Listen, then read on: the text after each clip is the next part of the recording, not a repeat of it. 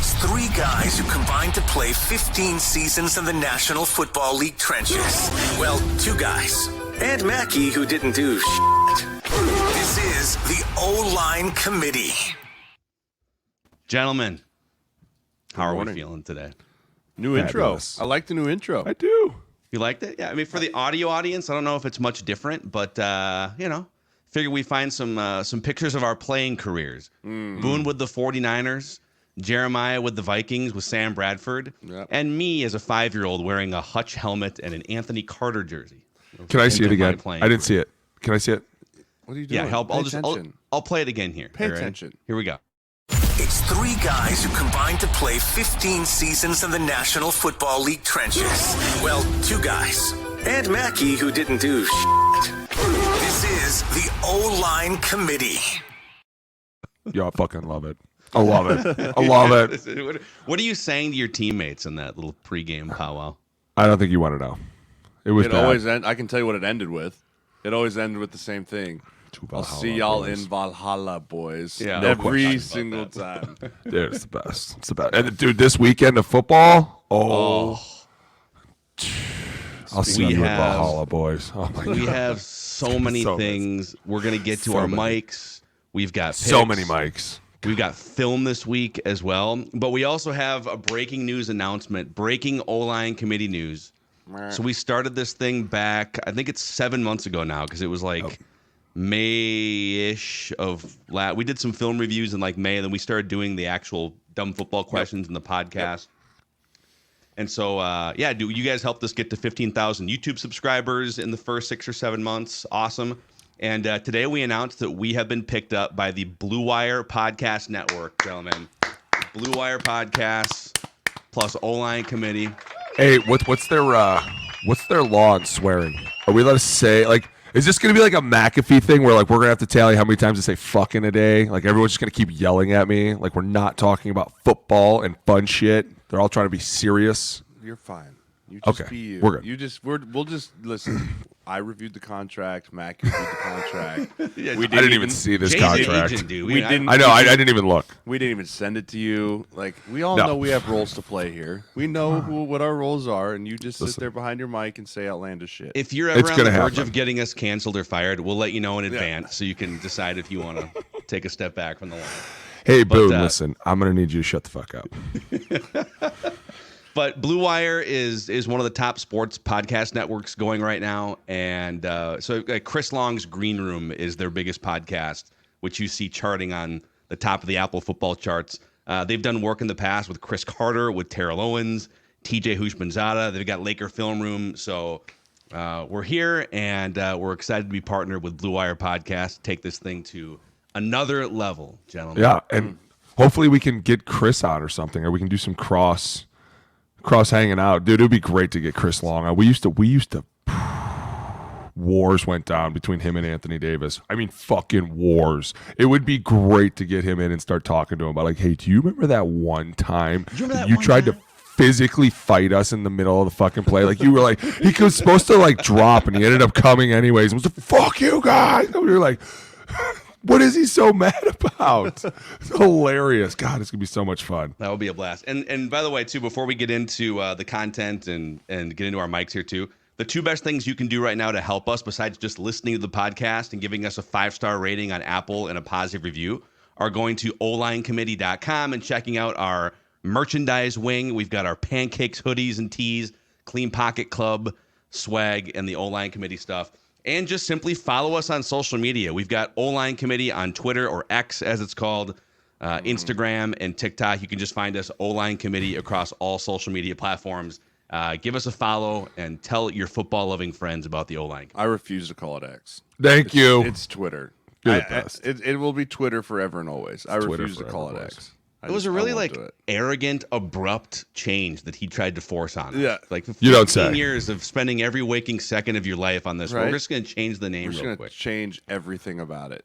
Overnight. And then we have to charge you for your little blue check now. It's bullshit. Not to mention, okay, for years and years, tweet was a verb, right? Mm-hmm. I'm gonna go and tweet something. Yeah. Well, what are you supposed to say if it's X? Yeah. I'm going to go make an X post. Nope. I'm going to go still X Twitter. something. It is Twitter. still Twitter. It's Twitter, It is dude. Twitter forever and always. I'm glad we cleared that up. Yep, just so everyone in the audience. Quick is aware. mic. Quick You'll mic never- in there. Oh, I mean, Yeah. hey, you want to start, Boone? You want to start with the mic? Booney, Boone, Yo. take us Fire home. us up. What's Fire your us first home with mic? the mic. Dude, Where's go. the mic? Come You on, ready? Divisional round football, baby. What's the a bit? mic? 32 years? How many venties have you had this morning? No, this morning, dude, I'm ready to rock and roll. Jay, did your boys call you last night? Were they like, man, we went hard yesterday? We went crazy. No. It was a day. I think But- you oversold it. Oh no, I didn't. Because they looked at me like, "Are you okay?"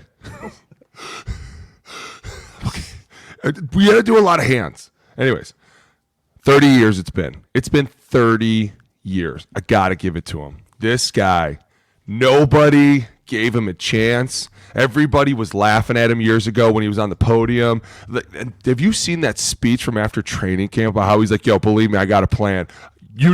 Jay, you know I would have been all in. I'd have been there crying. "I got you, coach. I'll be there." Right? Like the way that this team comes out and fights, and credit to Tampa, they played a hell of a year. Like Baker, he deserves to get paid. Like the whole team, him and Mike Evans, they've doing some sweet things. But man, the Lions and Jared Goff and what they've done this year and what they did last week, and this game this week versus the Niners, oh my God, it's going to be a nuclear. It's going to be insane if Debo can go. But my mic has got to be Dan Campbell in the Lions because I'm telling you, man, everyone's been writing him off and laughing at him, and now they're kind of sitting in the driver's seat like that. Everybody was laughing, and we kept receipts, and here's how it's going to end. And it's been an awesome year, dude, and credit to him. Fuck, I cannot wait for this weekend. Yeah, that Lions team is so unique in the fact that, you look around what they do and the style of football that they play, and they truly embody their head coach. And, you have you have teams around the league that you can tell play for their head coach and play for that man and love that man. And then there's teams that, they're like, he's kind of the boss, but we're just out here playing. And, man, every single person on that team loves Dan Campbell, and Dan Campbell loves every single one of his players. It's such a special place. I still think the quote, "You're good enough for Detroit, Jared Goff," is hilarious. Wow. It's Like, hilarious. I think that is It's great. hysterical, right? Like, "You're good enough for Detroit." And he's like, "Thank you." Right? Like, You're not that great. You're definitely not Patrick Mahomes, but damn it, thought you're about good it. enough for us. He thought about it as he walked up. He was like, "Wait, dude, Just throw the ball." he thought about that. He thought about that quote after his first venti on like Tuesday of that week of wildcard weekend. He's like, "If we win, I'm gonna say it. I'm gonna say it." And then he said it, and he's probably like, "That was stupid. I probably shouldn't have said that." But dude, like, I just thought it was hilarious. And then like Goff, like literally Detroit is chanting Jared Goff's name. Like it's like this crazy utopian world in Detroit right now, where everything's just upside down. I mean, you think about the depths of hell that Detroit was in. Yeah. Not even, 4 years ago, right? Just complete. And now you've got Michigan has the national title in college football. There are teams playing in the division. Like, is Detroit football central in the United States It right is, now? dude. It Like, is. is the city in the state of Michigan and Detroit like the football capital of the United States right now? Like, it's a weird thing to think about, but it's really true. It's It true. It is, man. And you guys mentioned that when Dan Campbell got hired, right? It was everyone. It's funny because people thought, okay, yeah, he sparked the Dolphins, was it, for a minute a few years Yeah, ago as like he an was the interim intern. coach, and Yep. but when he got hired, pretty much everyone, 95% of people that cover football, fans, looked at it as kind of a joke, right? Okay, they're bringing in this meathead. He's talking about biting people's kneecaps. I guess it was kind of, I guess we'll see how it goes with this guy. And then of course they get off to a bad start, and then was it the second season they were like 1-6 and. Yep. They lose that game on Thanksgiving because he can't manage the clock. And classic, we got a boneheaded Dan Campbell, right? Ever since basically the Thanksgiving game from a year and a half ago where he botched the clock against the Bills, I think it was, wasn't it? I think it was against the Bills. It was against the Bills. They have been one of the top 4 or 5 teams in the NFL. What do you guys think? I mean, you guys have decade and a half in the NFL. What is it about? He's not your classic like cerebral scheming coach, at least from the outside looking in. Maybe he is more behind the scenes. Like, what is it about him that's getting this team to play like this?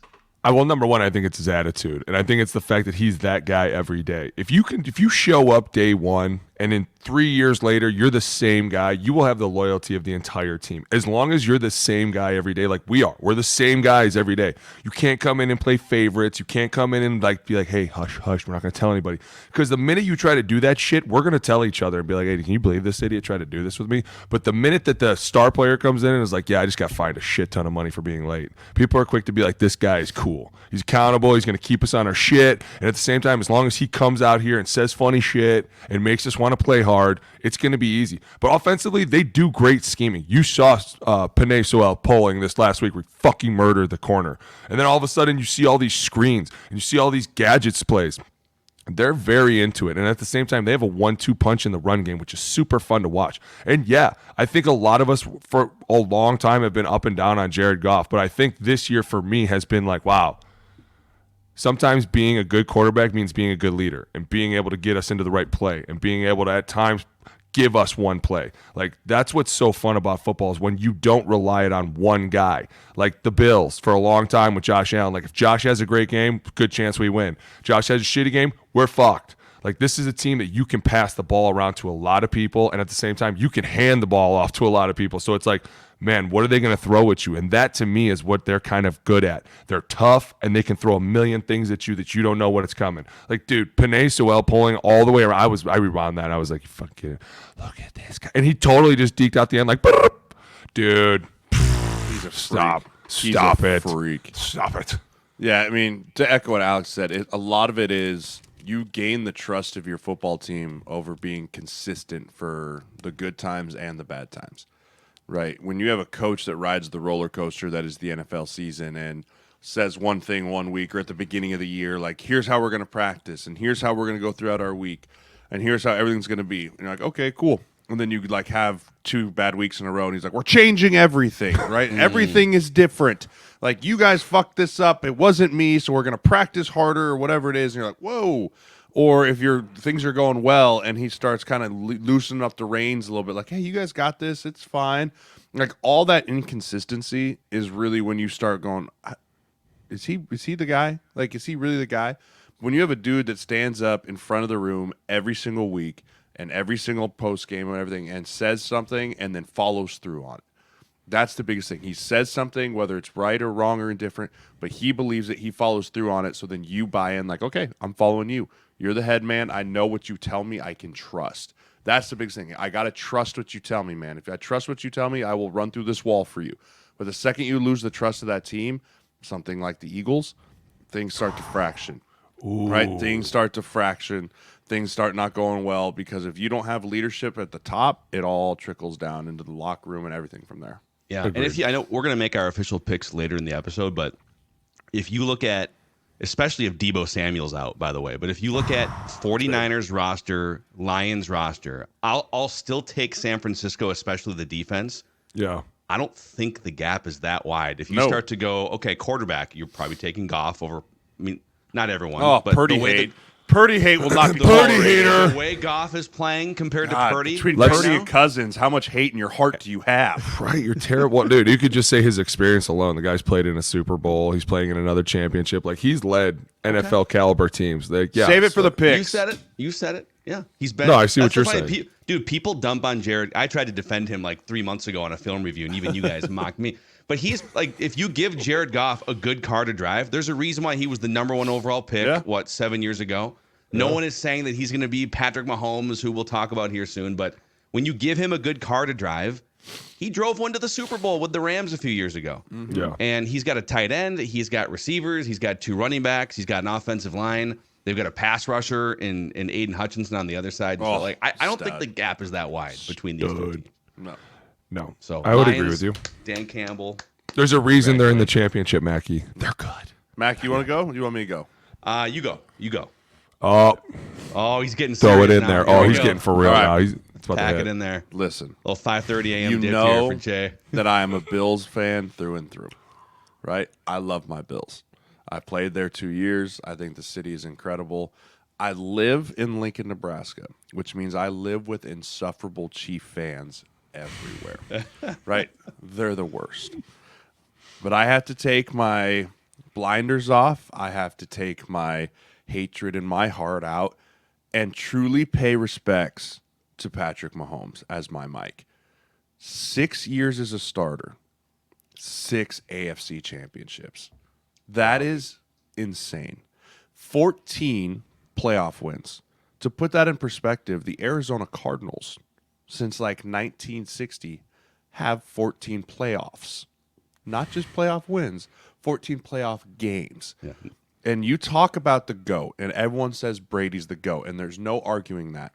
But when you look at true talent, like far as being able to be mobile, make the it play, the arm talent, the leadership, Mahomes in his 6th season is already making a run at Brady, in my opinion. And I know everyone's going to say you have to win the Super Bowls and you have to do it. And I agree. In order to be the GOAT, you got to win the championships. But in a year where everyone kind of wrote the Chiefs off as like, okay, it's a regroup year, they're going to figure it out. And then the nonsense they went through from week 1 of receivers dropping balls, guys not being able to understand, Kelsey's getting hurt, Pacheco's missing time. Patrick Mahomes, time and time again, has just been like, listen, just get me to the playoffs. Just get me into the playoffs, and regardless of what our roster looks like, we're going to have an above-average chance against every team we play because I am me. And so I will say it, and I will tip my hat to number 15 from the Kansas City Chiefs. We are lucky to watch you. You are a generational talent through and through, and when it all goes down, you will be wearing a gold jacket in Canton with probably multiple Super Bowl titles under your belt because he is so special. Go ahead, Booney. If there was anyone that was ever going to go after Brady, it's going to be him. Like, let's be honest. The first 6 years, you're 6 titles in. Like, you're playing in 6 AFC championships. Dude, you're going to be the next GOAT. Like, eventually we're going to be like the new GOAT, right? Like, he's doing things, and you said it. He's doing things that not even Tom Brady could do with his feet, with his arm angle, with his ability to see downfield, with his tongue hanging out of his head. Like, dude, it is so fun. And I agree with you. Remember when everybody was like, oh, just get Tom out of here, get Peyton out of here. And it's like, dude, you don't want them to go, though, because there's not a lot of guys like them. Well, now all of a sudden, Patrick Mahomes was like, well, hold the fuck on, dude. I'm here now. Like, right? And it's going to go into our next Mike, who's Lamar Jackson, because he's also the next. Like, that's what I'm saying. But that's what I'm saying, though, is like, looking back, I was kind of like, I was one of those guys who was like, do we really want these guys to leave? And now I'm like, holy shit, look what's coming in. Like, these guys are incredible. The new era of superstar quarterback is insane. And I don't even mind the fact that this year we saw Patrick get a little upset at times and start to get a little flustered and start to throw down a little bit. Like, that, in my opinion, is always fun to see because that's you being you to an authentic T. Like, when you sit there on the podium and you're like, played a great game. They played a great game. You know how it is. We always make fun of those guys. Like, we're always like, you nerd. But, like, you saw him this year, like, get mad. You saw him get frustrated at his team, at the refs. And I even saw him come back and apologize and be like, you know what, you're right. I should have seen the replays. My bad. Totally messed that up. Like, dude, there was so many times this year that I was like, this guy is clearly going to be the next best player in this league for a long time. Yeah, he's still young. That's the thing, dude. He's not even scraped. He's not even scraped, like, we're going to be sitting here in 10 years on the O-line committee and be like, can you believe Patrick Mahomes is going to his 11th Super Bowl? Like, I mean, I don't understand how he does it week in and week out, but I remember growing up watching Brady thinking the same thing. Like, how does this motherfucking guy do this every week? I'm a Broncos fan, right? Growing up, like, why does he keep beating the Broncos? Right? And that's what Bills fans in Orchard Park have to be like, I don't know how we beat this freaking guy. Like, this was the year. We talked about it last week. In Orchard Park, snowy, blowy, it's going to be crazy atmosphere, everything. Like, this has to be it. And Mahomes just went in there and just on your dream. Like, that's all he did.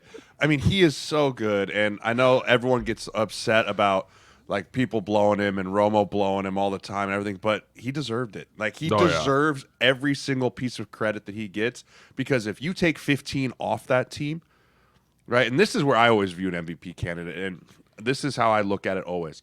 If it's not for me, like, the best stat line, the best player, if you remove X player from that team, are they even remotely as successful as what they are? And you take 15 off of this year's Kansas City Chiefs, that's a 500 team. That's a 500 team. Is it maybe worse than that? I mean, I was going to say it's worse. I mean, yeah, dude, that's with their the ceiling. Their drops. ceiling is a 500 team. if you don't have the best quarterback in the league as the trigger man. And you guys, like, you talk about like the new generation of quarterbacks too, and it's amazing. During the peak of the Brady and Manning era, so let's call it like 2004, 2005, Peyton's in his prime, and Brady's got like 3 rings at the time. And I feel like the league had maybe 5 or 6 dudes. Roethlisberger had come in at that time as a young quarterback. Favre was still playing at a high level. But I just pulled up like Pro Football Reference. Most of the dudes were just sort of statue, largely unathletic pocket passers, right? Peyton, and they were brilliant at it. But you had Peyton, Drew Brees was kind of coming into his own. And then you had a couple guys, like you had a Dante Culpepper before the injury. Give me Michael Phillip Rivers. Give me Phillip Rivers, dude. I'm not going to let you. Phillip Rivers, he was pretty athletic in the early 2000s, too. Stop. He's never, the word athletic and Phillip Rivers could run around a little bit. has never been uttered in the same He could run around a little bit. For the 2000s. For the early 2000s, he was athletic, yeah. When I was 8 years old, maybe. Yeah, when I was 8 years old. But I remember when we were in San Diego, if Phillip took off running, the entire sideline, and I do mean the entire one, would yell, "Get down!" Because when he ran, it looked like a wounded deer, like just a deer that had been like shot in its back hip, right? Just, and you're like, just fall down, please, Phillip, just fall down, just flopping around. But once you got to like the 6th or 7th quarterback in the league 20 years ago, and this is no disrespect. You're talking like Brian Greasy, Trent Green, Mark Bulger, Chad Pennington with labrum hanging by a thread, you know. Billy Volek was top 15 in passer rating. Jake Delhomme. In this year's NFL, I mean, it's literally like Justin. You get to like, in terms of just some of the statistics and, you know, your rankings, and like everyone, not only everyone in terms of throwing the ball, but you got guys. Josh Allen is one of the most athletic players that's ever played in the NFL. I mean, he's Cam Newton. He's Michael Vick. He's all these guys that you saw. He's Dante Culpepper from 20 years ago. So it's the way they're doing it, too. Like that game, we've seen now 3 playoff games between those 2 guys. It's so much different than what it looked like with Manning and Brady. Those guys are just, it's like those guys are masters like pre-snap, statues, right? Yeah. And they're making their checks and their Omahas, and these guys are too. But then once the ball snapped, they can run around like no one has seen in the NFL and keep plays alive and throw a ball on a dot in the corner by the pylon for a touchdown. It's insane. Did you see that Josh Allen throw that went like 80 yards? It just missed the throw Diggs. that never will be. No, Dot just missed. Diggs dropped it. Okay, I didn't want to say it. You did, but it went through one hand. I'll say it went through one hand. Okay? It went through both hands. But when he threw that, I was like, holy shit. The guy, the announcer was even like, he threw that into the stratosphere. Like, it cleared the entire top of the field. And I was like, holy shit, he's going for a home run. Dude, if Diggsy would have caught that, What's game goes amazing is I see people on 12. This is just 4 yards. That's insane. And this is just freezing Twitter talk. Cold. The freezing people that cold, are, the people dense that air. are like, hey, that was not a perfectly thrown pass. He underthrew Diggs. No. Diggs jumped up. The ball hit him in both hands. Yep. It was one of those over the shoulder, and I saw Bill practicing those the other day in the gym, and he was fucking throwing them hard because the guys couldn't catch him, and he was like, you don't know when you're going to need to do this. And when I saw Diggsy drop it, I instantly hit my mind, and I was like, fuck. Dude, you got to make that catch. Like, I love you, Diggs. Just got to make that fucking catch. Yeah. I will say, Josh Allen might have been the better quarterback on the field on Sunday night, but Mahomes is got the clutch gene. Yeah. Right, and it's not fair to say Diggs or Josh didn't have the clutch gene, but when you can't beat a quarterback, it's a monkey that lives on your back. Ask Peyton about it. Yeah. Ask Peyton about it. Right, I guarantee you, Peyton. I promise you, Peyton probably reached out to Josh Allen and was like, "It might get better. Like you might have to play like 20 years and catch Mahomes on the back end of his career, but." It gets better. I have a mic in that regard in a second, go for it, but Mike. before we finish the Patrick Mahomes part of it. Mahomes is doing the same thing that Jordan did in the NBA in the 90s and what Tom Brady did. If you're the Utah Jazz in the 90s, there's a couple other teams too, but like there's the teams in the 90s in the Western Conference and even some in the Eastern Conference in the NBA that they were championship teams by any other standard in any other era. But sorry, Michael Jordan's here right now. Mm-hmm. And the same is true. Peyton Manning in any other era, any other time period, that dude has 5 or 6 rings. 10 rings. He got his one with the Colts, and then later on sort of rode that great defense with Denver. But because Tom Brady existed, Peyton Manning doesn't have 5. And I think Josh Allen's kind of in the same bin, where if you just took Patrick Mahomes out of the NFL, Josh Allen might have 2 or 3 rings right now. I don't think that's a hot take. No, I don't either. That's a realistic take. And guess what? If he beats the Ravens next week, we're gonna sit here saying the same thing over again, like Lamar Jackson. Yeah, right? Sorry, Lamar Jackson. But how lucky, and I'll end this point with this: how lucky are we as fans to finally see a group of, call it 10 to 12 quarterbacks that could all make runs to the Super Bowl every single year, right? We got robbed of Joe Burrow this year. Yeah. Right, and everyone, and gosh, Bengals Twitter. If you want to see an angry fan base, just go back and look at Bengals Twitter, because I follow a lot of Bengals beat writers that were so upset, visibly and angry about the Brady Manning comparison. Where's with our guy? Allen. Your guy's Ben Roethlisberger. They're like the only guy that could beat Mahomes, right? Burrow, I'm tired of this. I was like, oh boy, they're setting this up. They're the 3-headed monster, 4-head. I'm gonna say the 4-headed monster in the AFC with Mahomes, Lamar Jackson, Joe Burrow, Josh Allen. Those 4 are not going anywhere, and it's gonna be fireworks for a long time. Yeah, it is. Yeah. It sure is. Yeah, we got screwed out of Joe Burrow. We got screwed out of Kirk Cousins. These great quarterbacks that can lead their teams to Super Bowl. Stop it. Stop it. Listen, I don't remember who it was. I think it was Joe Buck. Or maybe even Romo, that was no, it was Greg Olson. It was Greg Olson watching that Tampa game where he was like, this day and age, if you don't have a quarterback that can move around with these pass rushers that get through, you just can't play in this league anymore. And I was like, oh, shots across the bow. Vikings fans here, shots across the bow, possibly. We'll see. Shots fired. Yeah, we'll do. I'm sure we'll do a Vikings thing at some point in the next few weeks. But just one quick thing, and then I'll give you my mic, which is Josh Allen related. I don't know how you watch what's happening the last 2 weeks, super wild card weekend and divisional round, and think, wow, you got Jordan Love has emerged. Oh. You got all these young dudes, athletic young dudes, great leaders, big arms, these rosters that are being built too on the backs of rookie scale contracts in some cases, and think, I know what the solution is. Let's pump another $80 million into Kirk Cousins. He's already made $200 million to deliver 400. One playoff victory. 400. Well, not that anyone's counting. 250 if you include Washington. I don't know what you're getting. Yeah, 400 is a very large number. Where are you getting that number from? It's closer to 400 dudes. Endorsements, probably. Anyways, it's like 10 figures, and we have one playoff win. Somebody at some point has to be upset. I agree.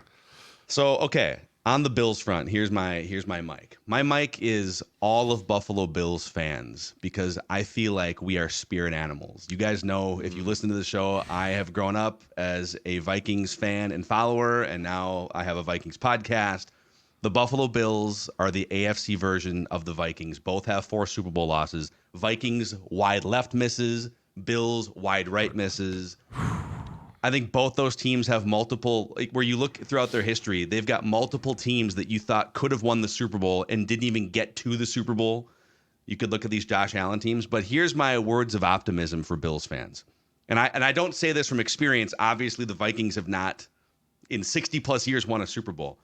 But Jay, you grew up a Denver Broncos fan. We are witnessing the second coming of the John Elway Denver Broncos situation. And it sucks. You're going to have to wait in line for a little bit, Bills fans, Josh Allen.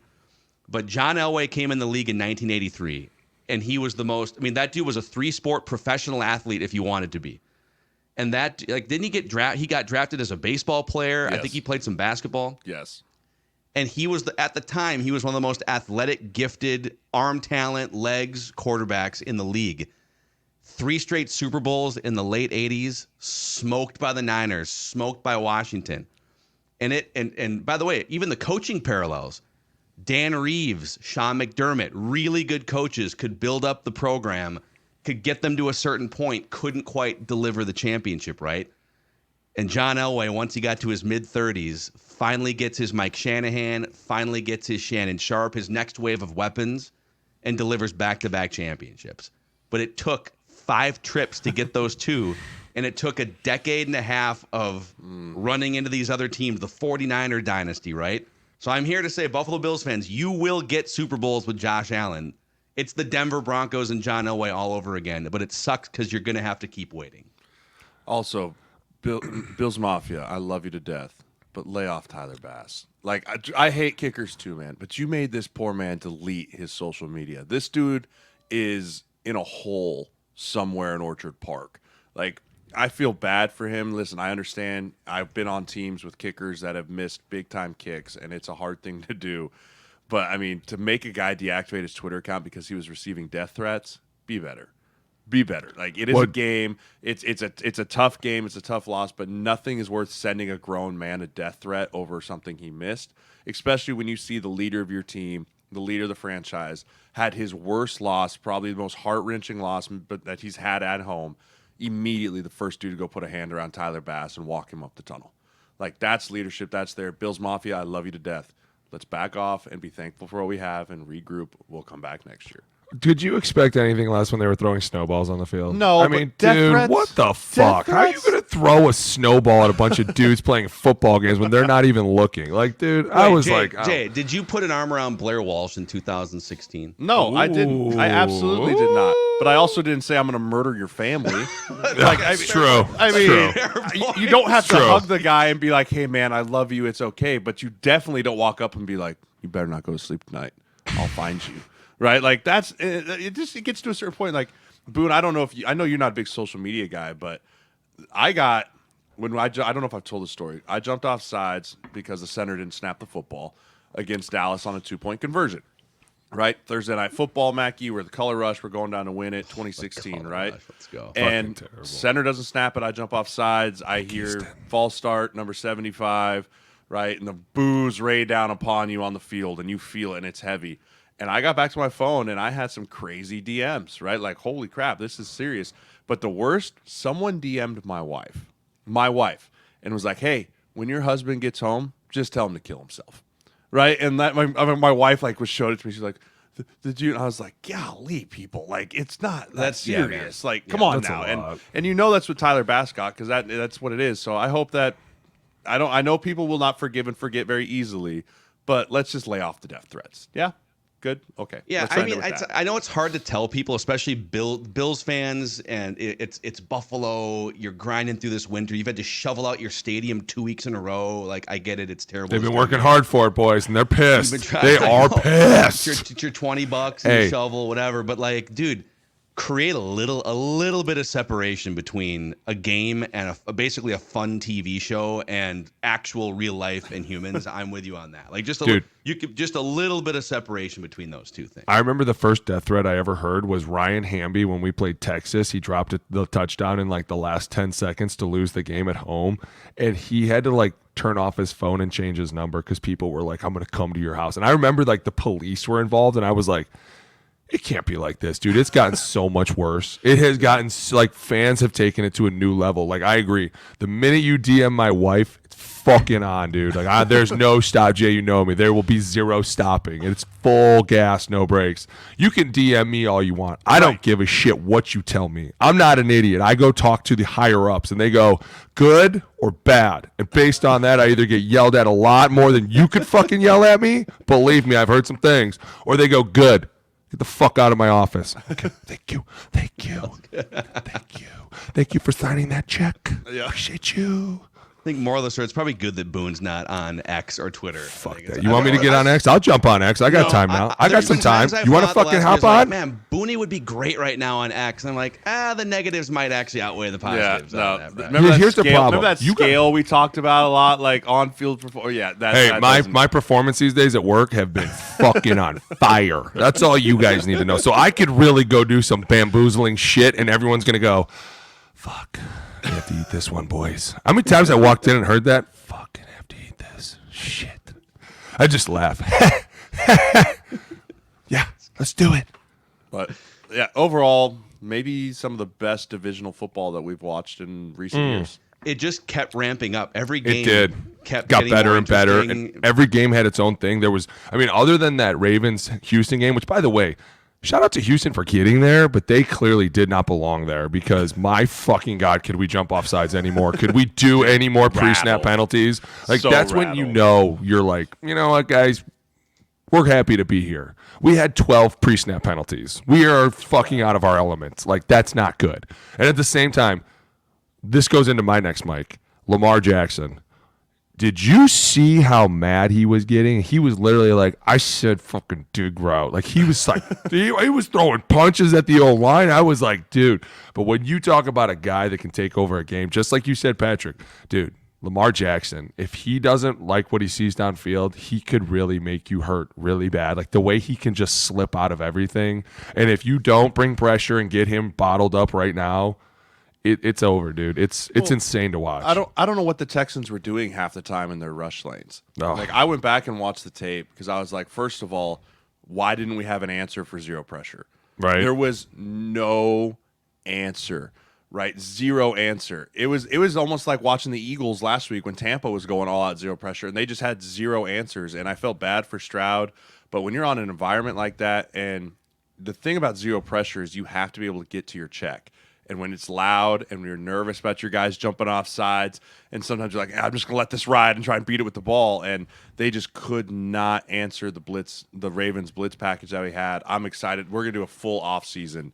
We're going to do a full offseason take. I'm going to dive deep into this tape, have a bunch of cut-ups, and we're going to look at what happened to the Houston Texans offense. Jay's blitz. It's amazing. Dude, segment.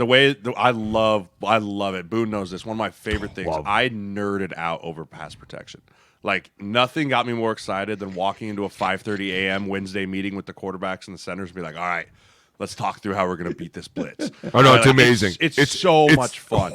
Because for an offensive lineman, that's scoring our touchdown, right? You don't get to see the O-lineman like in the end zone celebrating, but I can vividly remember multiple times when we're out there on a 3rd and long and we see a package that we had seen and we'd studied and we talked through it, and everyone's like, this is it. This is the one. Like, get to the check. And we get to the check and we hit it right in the face, and the quarterback completes a long ball and converts, and all the O-linemen are high-fiving on the way down. Like, we did it. Right? Like, that was the stuff that got my blood going. And so I can't wait. We're going to dive deep into a lot of off-season Blitz of the Week stuff because I love those meetings are a little quicker, I'm guessing, for Baltimore. Okay, how are we going to pick up this? Lamar, you got this? Lamar, you got this? You're just going to run out that way? Okay, run. sounds good. Just run.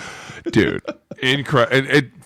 Hats off to Houston. The first half, they kind of knew what was going on, and they were putting pressure on him. They got some sacks. They're stopping him. Like, Lamar's getting frustrated. But the second half, he was just like, no, I'll put the team on my back. Did you hear at halftime? They were like, there was a ton of curse. It's all from Lamar. I was like, I'm sure, dude. You could see it on the field. But he's another one, like Patrick. Like, love watching these matchups because even when you have him dead to rights, cornered, everything, he slips out, and all of a sudden, all you see is open space, and you're like, well, now how smart was that? That doesn't look very good. You see him one-on-one with a safety with 8 yards of separation. You're like, oh, buddy, good luck. Like, best of luck to you, sir. I also love too, like when Lamar Jackson is, I think he's 26 still. Maybe he might have turned 27, but he's no older than 27 years old.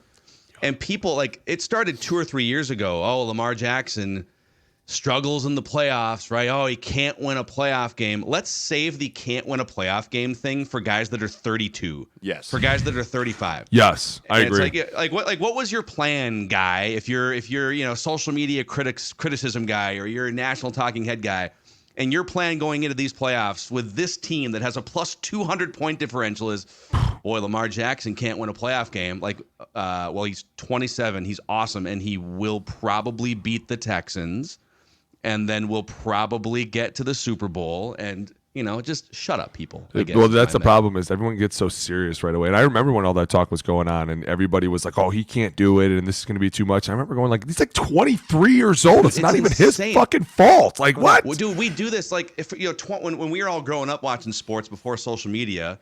We're not that old. We're all in our 30s here. But even like in the late 90s, early 2000s, you didn't have this like tornado of content and reactions and takes and social and, podcast and YouTube and all this stuff. It was like a guy would come in the league, in any league, by the way. It could be a basketball. Like, dude, Michael Jordan didn't win a title until like his 8th or 9th year in the NBA. But in today's world, if you're a 21 or a 23-year-old, you literally get labeled can't win a playoff game. Yeah. Chokes in a big spot, right? It's like, well, dude, he might have 10 years left in his career. Let's just take a deep breath here and let this thing play out. Unless you're Dak Prescott. Oh, that's dude, he's like 30 now. Yeah, that's true. See, once you cross over, and Jay will tell you, in the league, when you cross over 30, I remember the day I crossed over 30. Dude, I remember I got a phone call, and everyone was like, congratulations, you're fucking old. And I was like, 30. AARP. They're like, oh no, dude, you are officially looking over your back now. Like once you hit 30, you're fucking old. And so I would put Dak in that category. I'm over 30 and can't do shit with shit. I have a neighbor that every year No names. dies on the hill that Lamar Jackson will not go down as an all-time great. He's like He's an idiot. He won't go down. What? He won't go down an all-time great based off the fact that 2 MVPs. he's not going to be able to sustain the style of play that he runs, and he's not going to be able to do it, and he's never going to go down as a list of an all-time great. And we went rounds on this again in our group thread. He just refuses to believe it, and he started going down. I was like, "Give me your all-time greats," and he's like, "Roger Staubach, Peyton Manning, Tom Brady." I was like, "Dude, he's 26." Like, you can't. He's like, oh, I'll believe it when he wins one. Like, he's just so stubborn and annoying with that. That's stupid. Dude, this is Lamar's, like, what, 7th year? And he's still running. Sixth. He's still running around. If you haven't figured it out in the first 6, you think it's going to take the next 6. Like, there's nothing you can do. And that's what people need to understand. Yeah.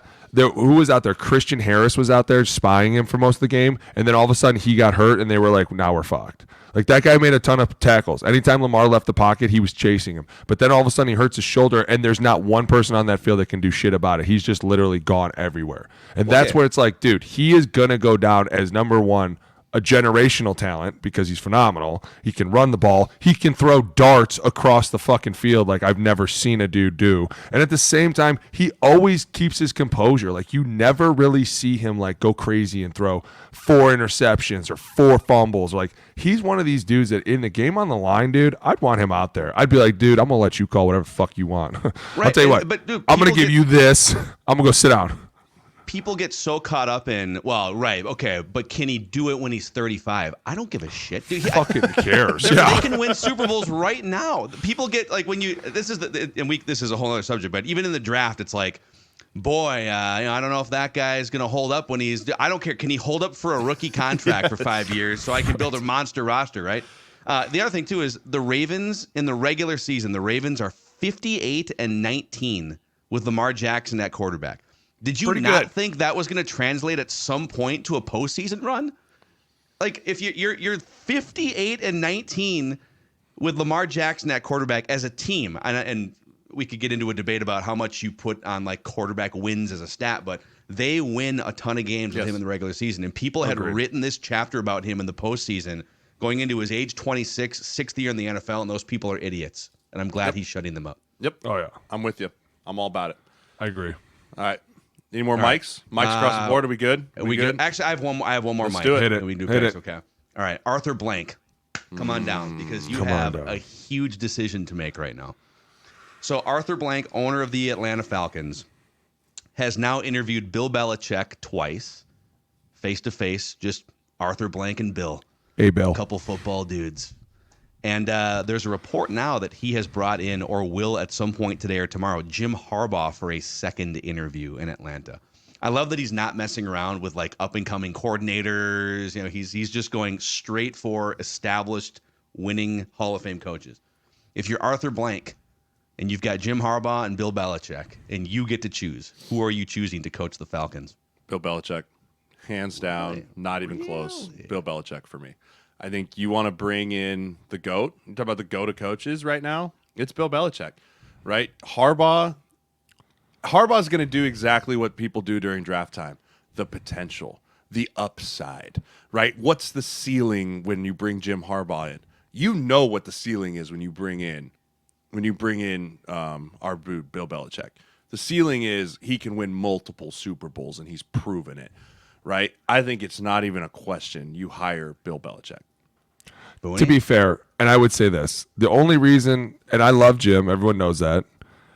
I think Jim, this team is young, dude. And that's the one thing when I look at this, I'm like, am I bringing in Bill Belichick to deal with these kids? Or am I bringing in a guy who just got done dealing with younger kids and got them to fucking crush? I'm just saying, I get it. Bill's the goatest of goats. I'm not disagreeing with you. And I think him and Nick will always go down as the greatest ever. But when I'm looking at this, you have to stop and go, this is a different generation. What happened there in the Patriots was one guy fucking left and everything collapsed. Was it really, really, really all Bill? I'm starting to wonder. And now I'm looking at this and I go, Jim's just one. He's just won with an authentic fucking game plan. Hey, we're going to pound the shit out of the rock. Kind of the thing you want to do, isn't it? All of a sudden you have to stop and look back and go, man, this guy does come from college. He has been dealing with these fucking kids for a long time, and he seems to know how to scare them.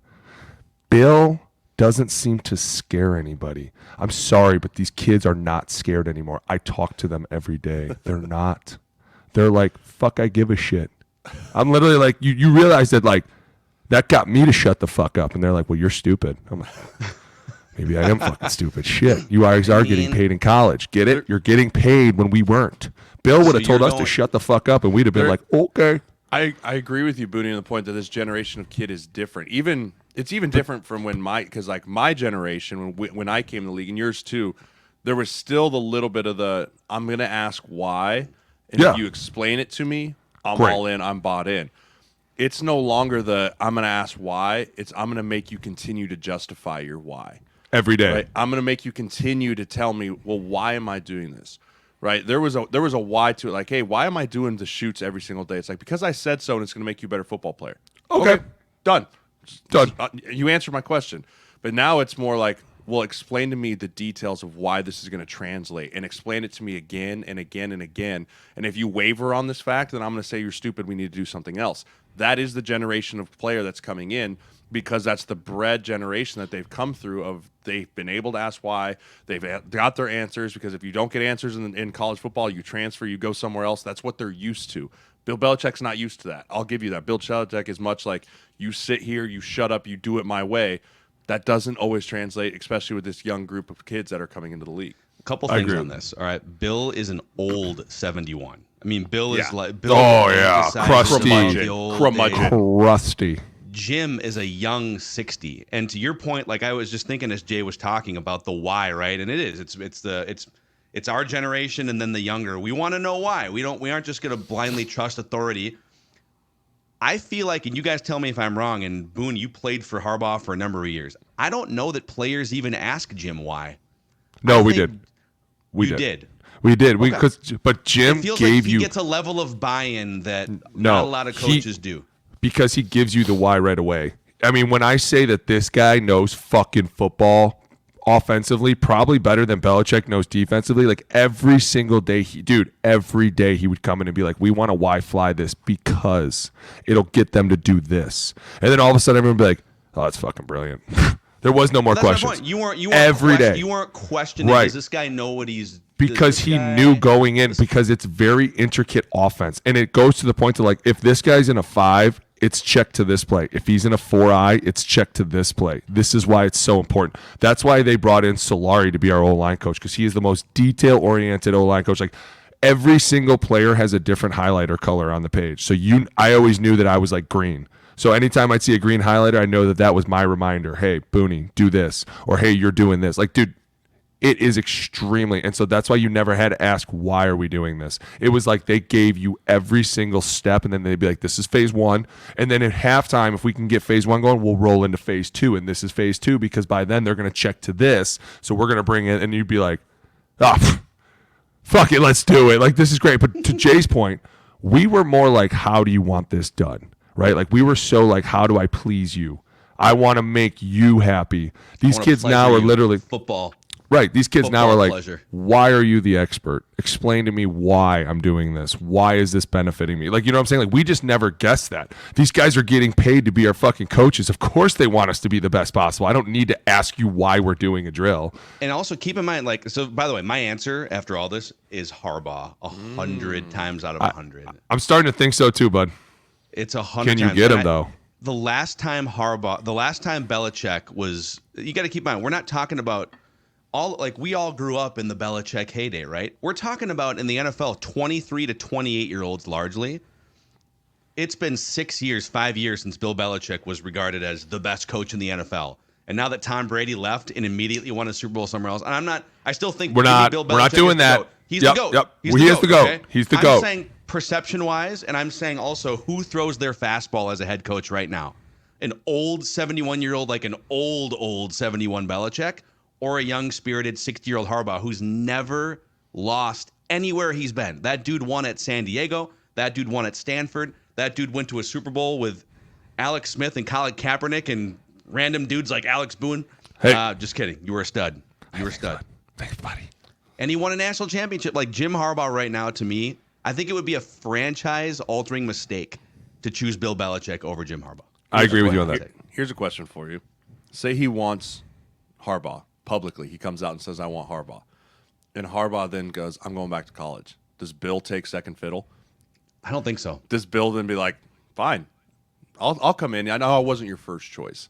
And then what do? That's the conundrum. They have to make so sure that if they go all in on Harbaugh, he's actually going to leave Michigan.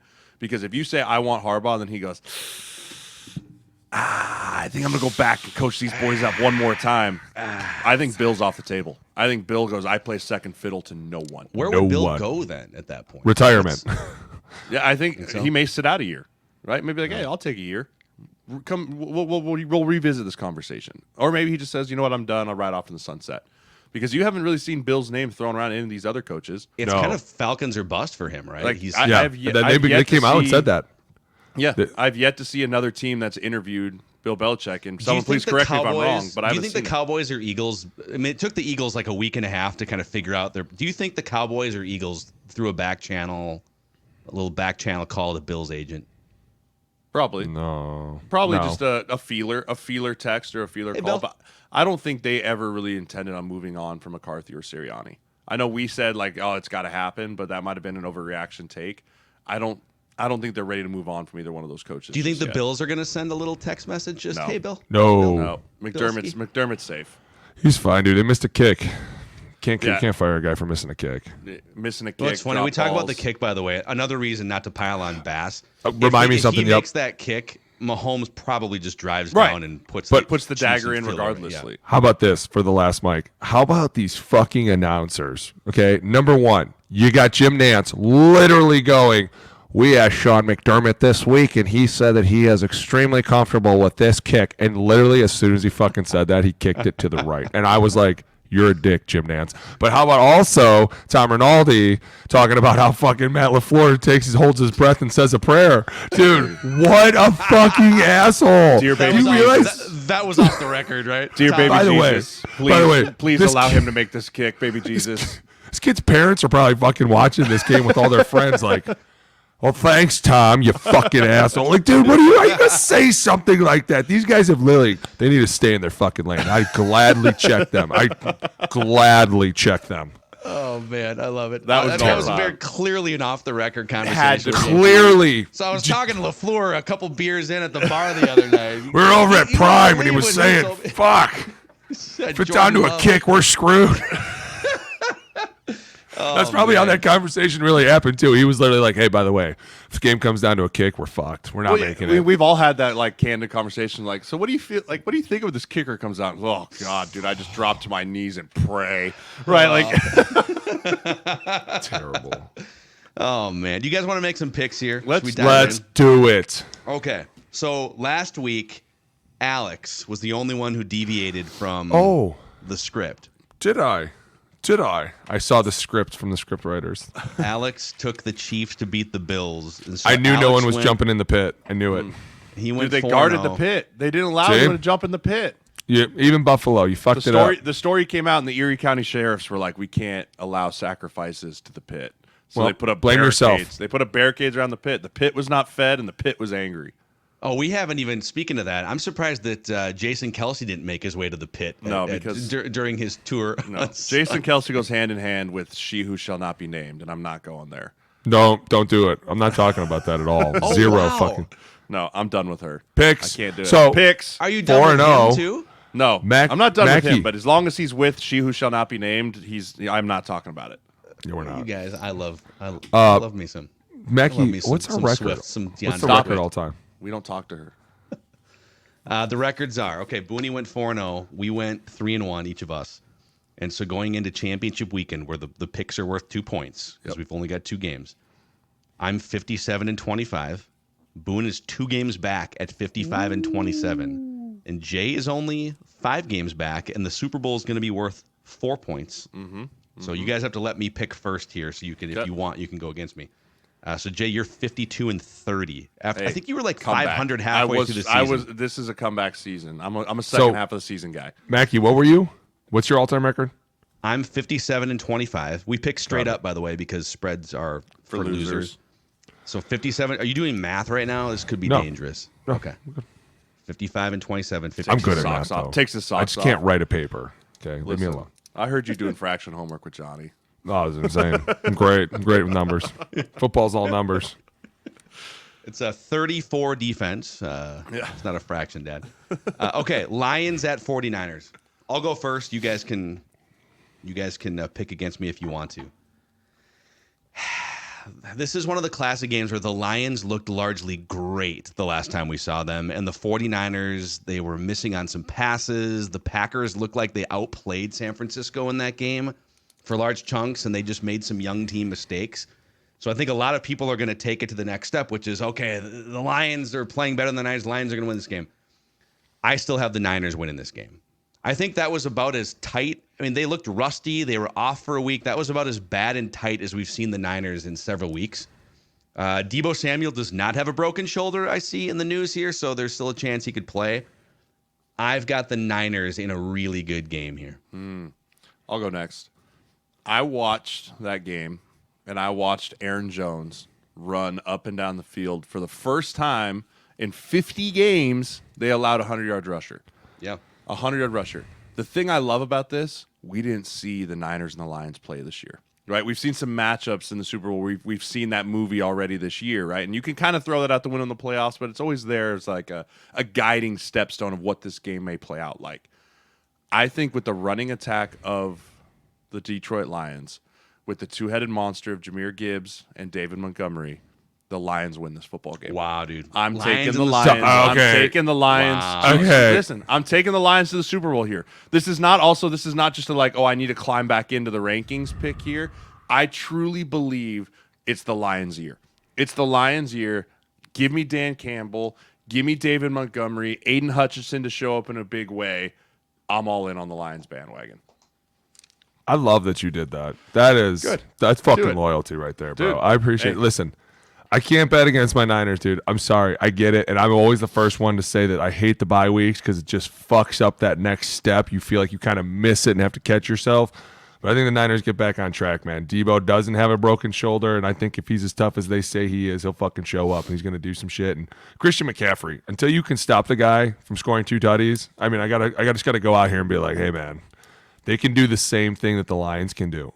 I really believe that. The question becomes which defense shows up first. Aiden Hutchinson's playing at a fucking phenomenal level. And the Niners this year, their O-line has looked shitty at times. But the same thing could be said for the Lions. And I just think that the 49ers defense has more firepower. And if Nick Bosa and Chase Young and Fred Warner and Dre Greenlaw start getting fucking antsy, there's no question it's going to be a chippy game. No question. And I cannot wait. You'll be catching me right here 10 feet from this fucking computer, sitting my fat ass on that couch watching it all day. It's going to be so exciting, but I got to go with my Niners. Jonah Jackson being out for the Detroit offensive line may play a factor. Are they going to have Saldiveri going probably? No, they don't have Saldiveri. It's not Saldiveri. It's not the rookie either. It's not Sorsdale. Sorsdale, that's what it was. I can't remember his name. Who came in? That could be a linchpin. You know, if all of a sudden it's like, hey, backup left guards in there, like you want your full firepower, and the Niners are healthy. That could be the make break. But I got a lot of faith. I think Detroit's riding high, man. Jared Goff, you're good enough for Detroit, baby. Go do it. You're good enough for Detroit, and you're good enough for Jeremiah.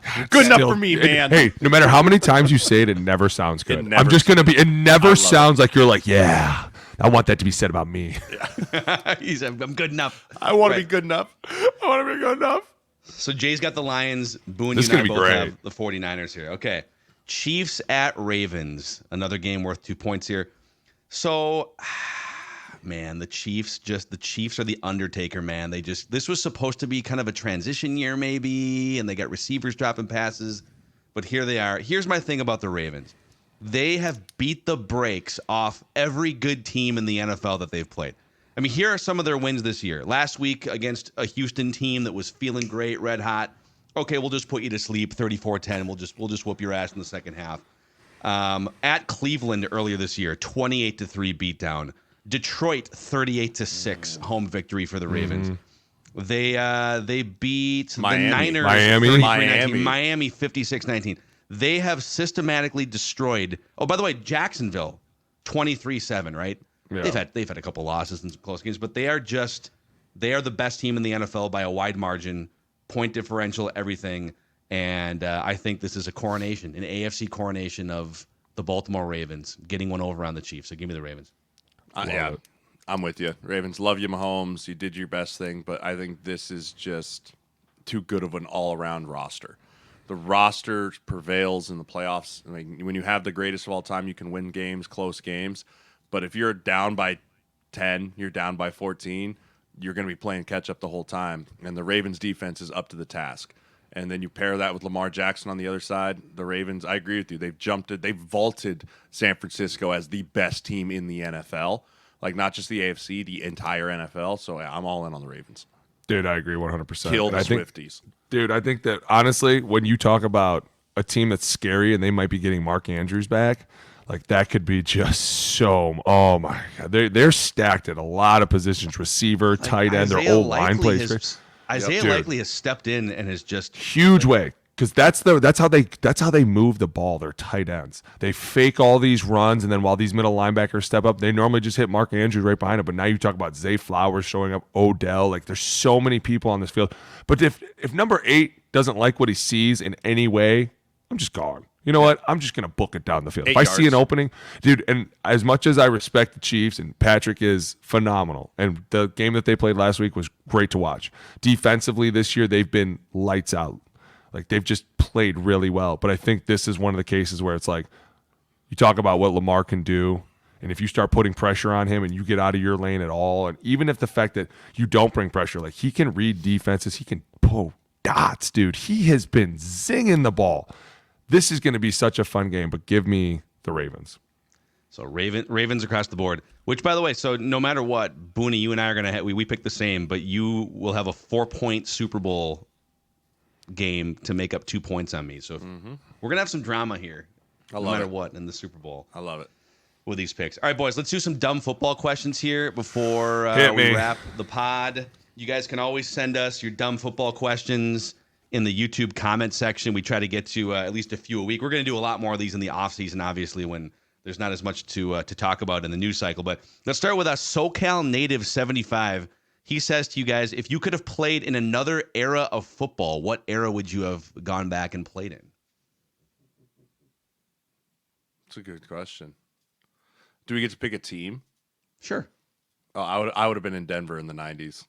I mean, I think for me being Mark Schlereth, yes. Gary Zimmerman, and Jeremiah Sirles. growing up in Denver, I mean, I got really spoiled as a fan of sports in general in Denver, right? Joe Sakic, Forsberg, Patrick Waugh winning Stanley Cups with the Avalanche. You had Elway and Sharp and Terrell Davis winning Super Bowls.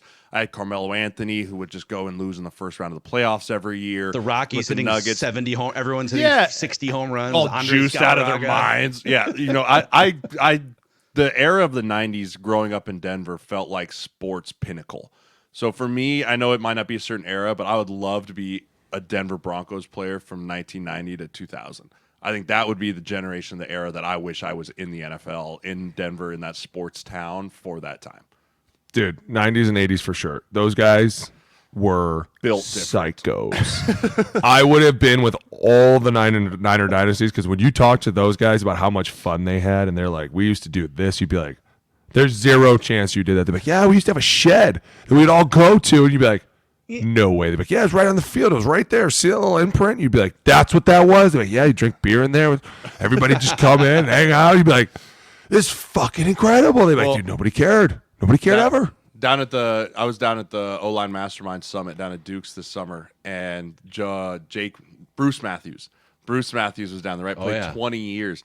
And he was talking about, like, 22. There's a bunch of guys who are up there talking about how they take care of their bodies and the way that they, like, rest and recover. And he's like, I can remember drinking beers the night before our games.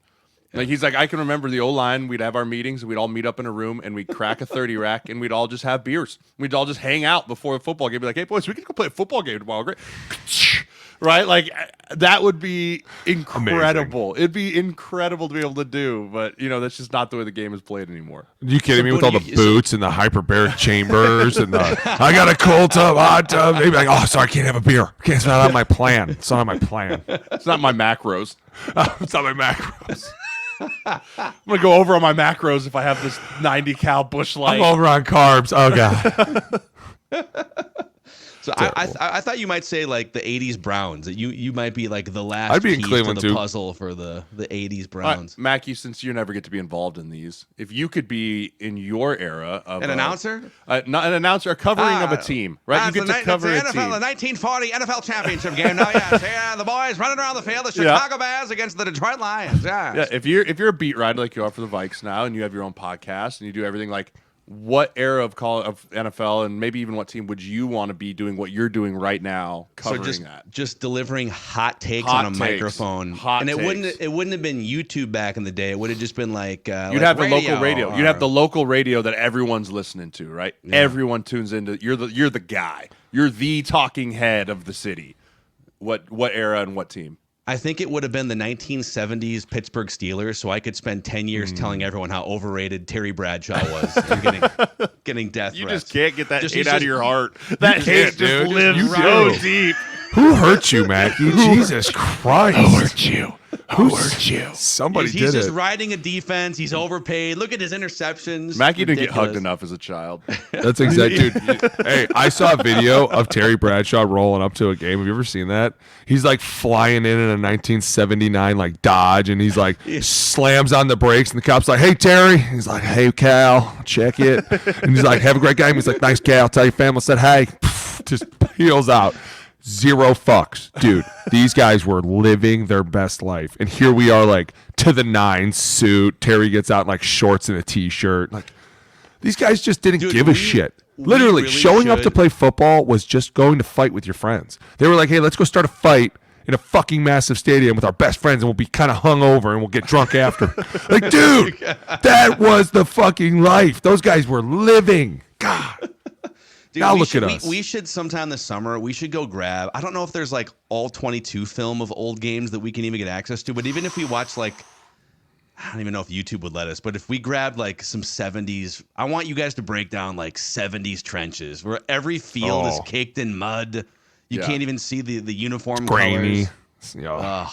Dude, I remember in make a like note. 2000 and maybe it was 2010 or 11 when they switched over the film to like real 4K. Before that, it was like the grainiest shit in the world. Before that, it was black and white. Like it's just, dude, Well, it's I remember hard to break that. Even shit in down. high school, I remember the film was like a revelation when the dad would stand in the end zone and like have the little crank camera, like We had that too. and it Eye like in the crank sky. up, and it just sit like. And so you're trying to watch tape, like, am I having a seizure? No, Right, like it's you're the just wind trying to blowing watch anything you can. It's like, no, the wind's just blowing a little bit. Like, yeah, the old school film, the VHS of just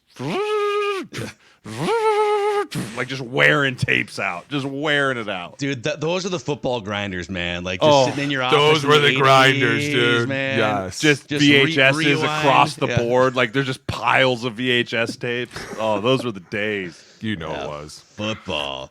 I got one more for you here. Cortland Feld wants to know, what's a walkthrough? The term walkthrough gets mentioned a lot in football in regards to practices.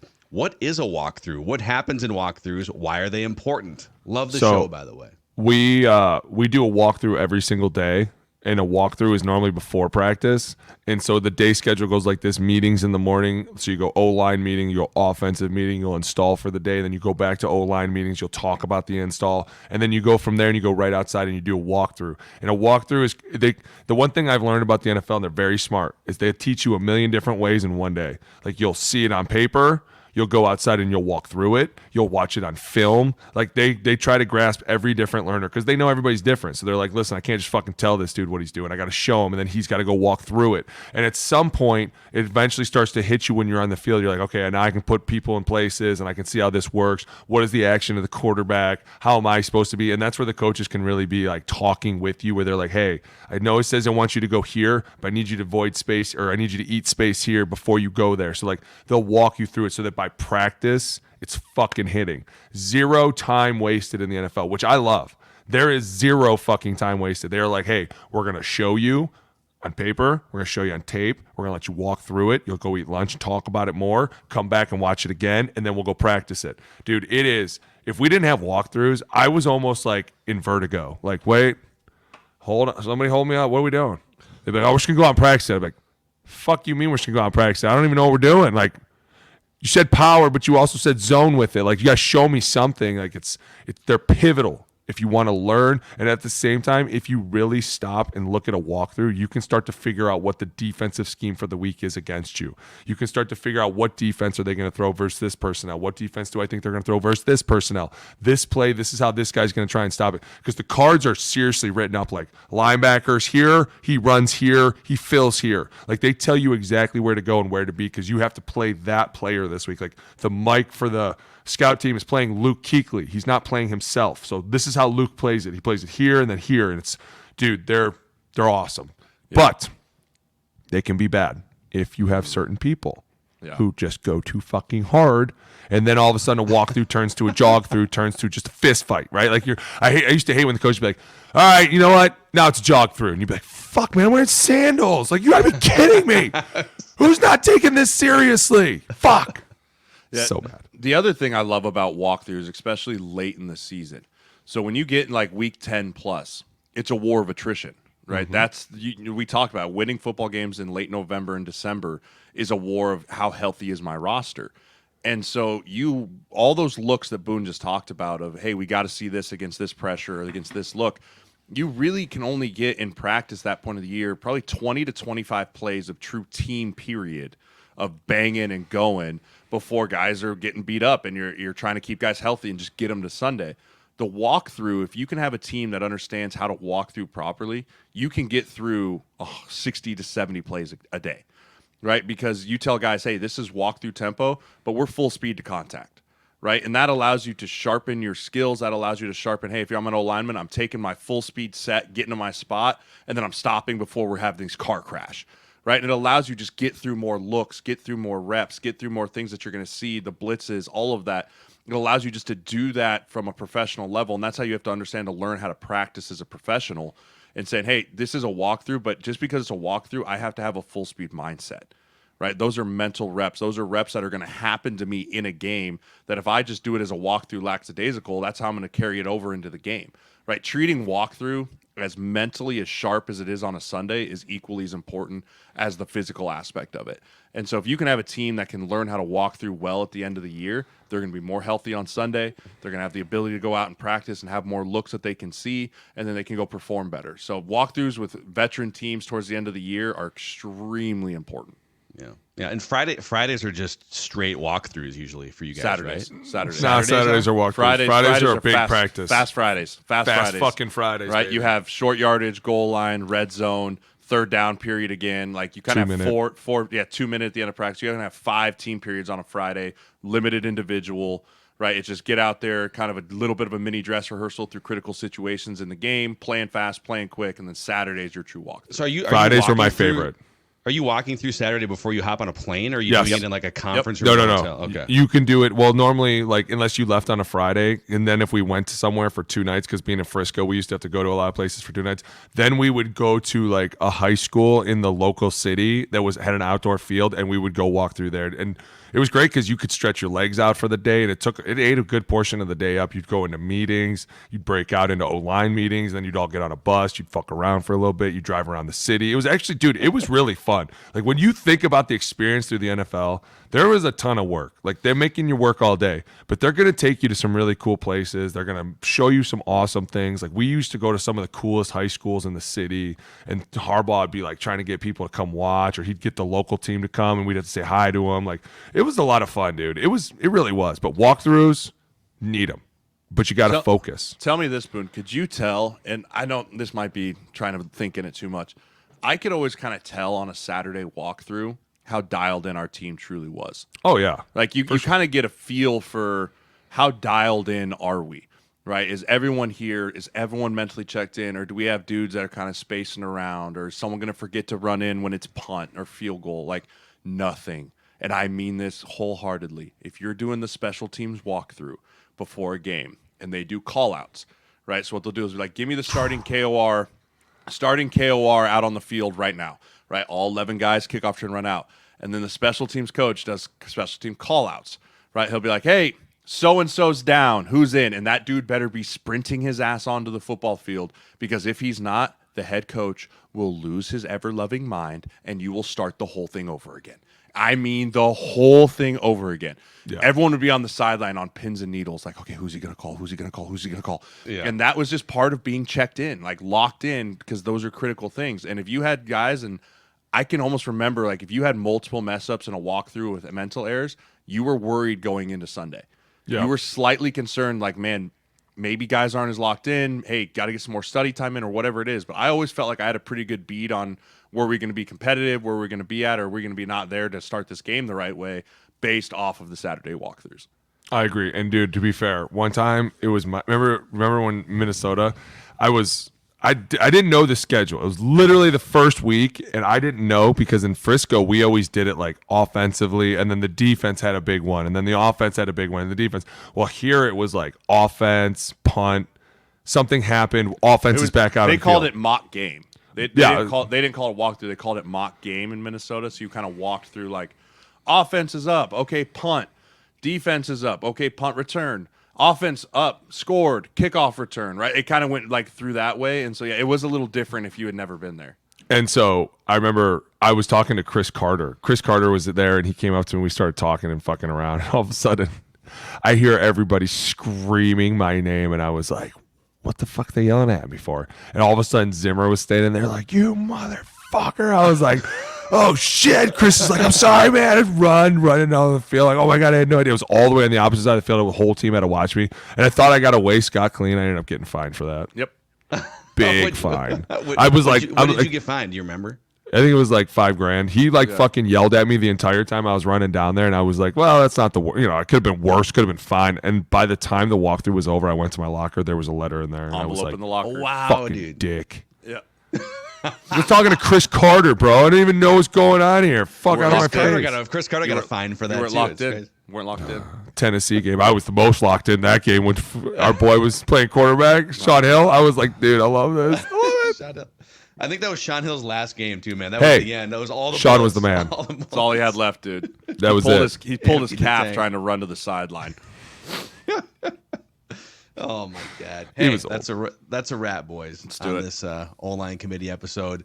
Appreciate you guys for clicking that like button and the subscribe button on the YouTube channel, and a 5-star rating and a positive review on Apple Podcasts. Plus, go to olinecommittee.com for all of your offensive line lifestyle merchandise. See you, dudes.